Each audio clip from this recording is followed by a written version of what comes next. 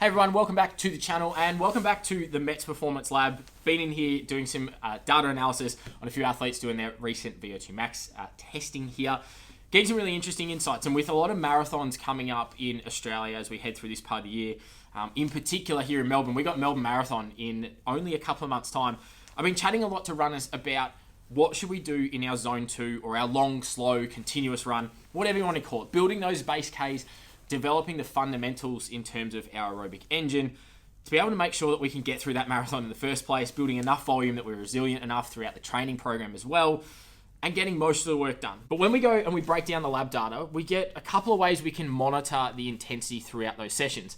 But what I very rarely recommend to athletes after we have broken down that data is to run those sessions based off pace. So in this video, we're going to break down exactly why I don't recommend, as a sports scientist, using pace in your long, slow, continuous running, and why there's some better options and what those options are. So without any further ado, let's jump into it.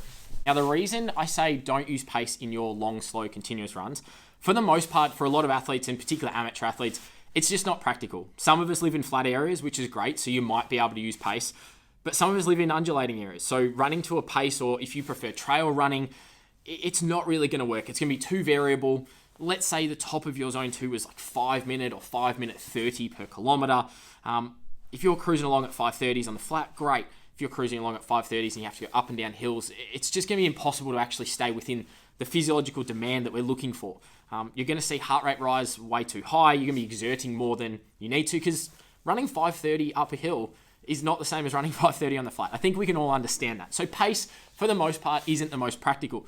That's not just the only reason, though. The other reason I don't necessarily like pace is because it's kind of hard and fast and defined. It's going to be very, very reliant on us being exactly the same level of readiness every time we go out and run. You'll have these days, we all do. Some days you wake up and you're like, yeah, it's going to be a good training day today. I can go and run at my 5 minute K pace and cruise along. And it is going to feel like a 3 out of 10. I can have a conversation. Heart rate's nice and low. Fantastic. There's also other days where we're not feeling as good or ready for the session. We might be a bit fatigued at the back end of a hard training block. We're just going to go and run that 5 minute K pace and we're going to feel exhausted doing it. Even though it's well within our physiology and it should be in that zone 2, it not always is the case, because there's other factors that moderate exactly what that output is then going to look like. This is why I like to use other metrics. So the first one, and probably the most relevant one to most athletes, typically most runners out there, including the amateurs, are going to have a heart rate monitor. So I love using heart rate. It's also really, really flexible to exactly what I just described there. So using our example of undulating terrain, well, if we're trying to keep to a heart rate range, let's say, and as an example, we have an athlete who is going to run between 140 to 150 beats per minute, is within their zone 2, and we're just refining that to a 10 beat range for a very, very specific middle of their zone 2 style session. As they go up and down the hills, well, their heart rate might increase a little on the uphill or decrease on the downhill. But if we're giving the flexibility of a range, what it allows you to do is manipulate the pace. If your heart rate starts to creep a bit too high, well, we just slow it down as we go on the uphills. If it starts dropping a little bit low, that's probably not necessarily a bad thing. Keeping it down, it's probably not as much of a factor that way. We're probably more concerned about it going too high in this circumstance. So as you go up and over those hills, you can just back it off, increase it as you need to. But then the second thing with heart rate and allowing it to fluctuate throughout a session is that, as I said before, we're not always going to have a perfect training day every day. So when we have those days where we're feeling great, if I'm running along at 145 beats per minute, for example, and that is generally going to equate to my 5 minute K pace, again, all example data, everyone's slightly different here, I can go and run 145 beats per minute, run at my 5 minute K pace, feel fantastic.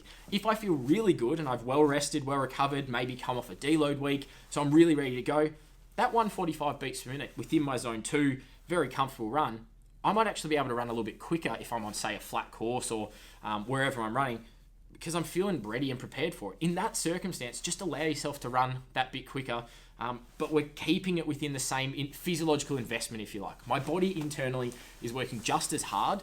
I'm just getting a better output for it today because my body's prepared to do that work today.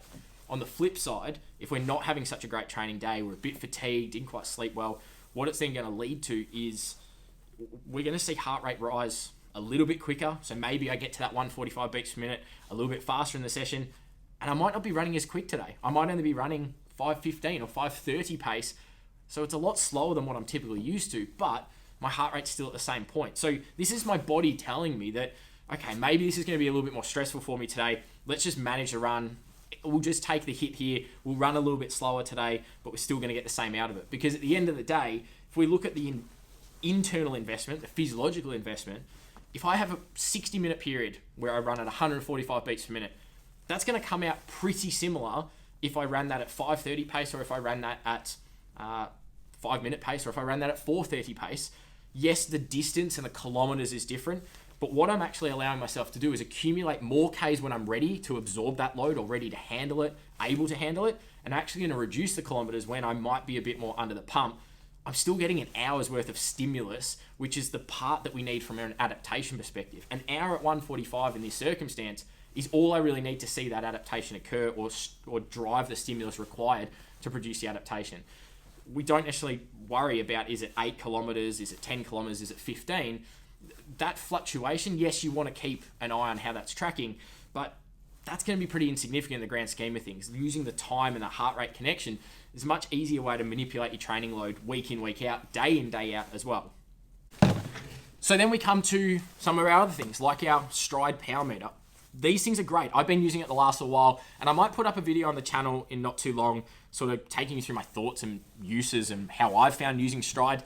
But it's just another metric that we can use to monitor our intensity. Now, ideally, when you've had your zone 2 assessed and understand exactly where it is, if you've got the power data to match, this gives you a secondary way to look at it. And that's what I found really useful to work with athletes who particularly are running on that undulating terrain.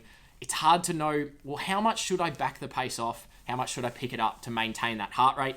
What I've found really useful is stride is great at sort of taking that guesswork out for you and doing the calculations. The reason for that is we know through cycling in particular, and this is where some of that knowledge comes from, is that there's a direct relationship between what our heart rate is and what our power output is.